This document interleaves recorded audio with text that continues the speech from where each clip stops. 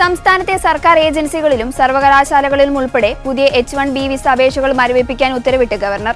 അമേരിക്കക്കാർക്ക് ജോലി ലഭ്യത ഉറപ്പുവരുത്താനും വിസ പദ്ധതിയിലെ ദുരുപയോഗം കണക്കിലെടുത്തുമാണ് പുതിയ H-1B വിസ അപേക്ഷകൾ മരവിപ്പിക്കാൻ റിപ്പബ്ലിക്കൻ ഗവർണറായ ഗ്രഗ് അബോട്ട് നിർദ്ദേശം നൽകിയത്.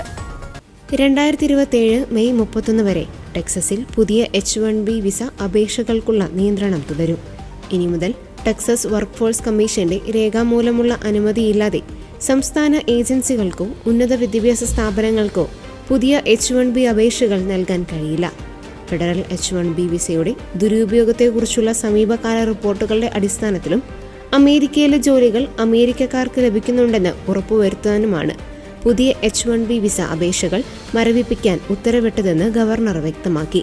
ഇത് സംബന്ധിച്ച് എല്ലാ സർക്കാർ ഏജൻസികൾക്കും നിർദ്ദേശം നൽകിയതായും അദ്ദേഹം പറഞ്ഞു. യോഗ്യതയുള്ള അമേരിക്കൻ തൊഴിലാളികളെ നിയമിക്കാൻ ശ്രമിക്കാതെ വിദേശ തൊഴിലാളികളെ കുറഞ്ഞ ശമ്പളത്തിൽ നിയമിക്കുന്നതിനായി ചിലർ H-1B വിസ പദ്ധതി ദുരുപയോഗം ചെയ്യുന്നതായാണ് ഗവർണറുടെ ആരോപണം.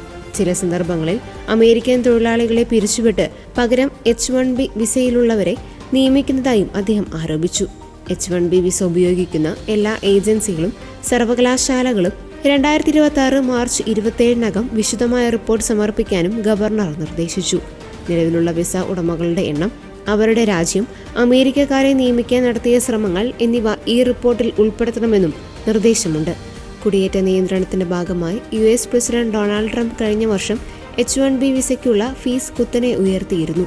$1,00,000 ആക്കിയാണ് വിസ ഫീസ് ട്രംപ് വർദ്ധിപ്പിച്ചത്. ഇതിനെതിരെ 20-ലധികം സംസ്ഥാനങ്ങൾ കോടതിയെ സമീപിച്ചിരുന്നെങ്കിലും ടെക്സസ് ഈ ഹർജിയിൽ കക്ഷി ചേരുന്നില്ല. പ്രൊഫസർമാർ, ഗവേഷകർ, ഡോക്ടർമാർ തുടങ്ങിയ വൈദഗ്ധ്യമുള്ള തസ്തികകളിലേക്ക് പ്രാദേശിക ഉദ്യോഗസ്ഥരെ ലഭിക്കാത്ത സാഹചര്യത്തിൽ ടെക്സസിലെ സർവകലാശാലകളും മെഡിക്കൽ വിദ്യാഭ്യാസ സ്ഥാപനങ്ങളും പ്രധാനമായും ആശ്രയിച്ചിരുന്നത് H-1B വിസ പദ്ധതിയെയായിരുന്നു. വർഷം തോറും 65,000-ഓളം വിസകളാണ് അനുവദിച്ചിരുന്നത്.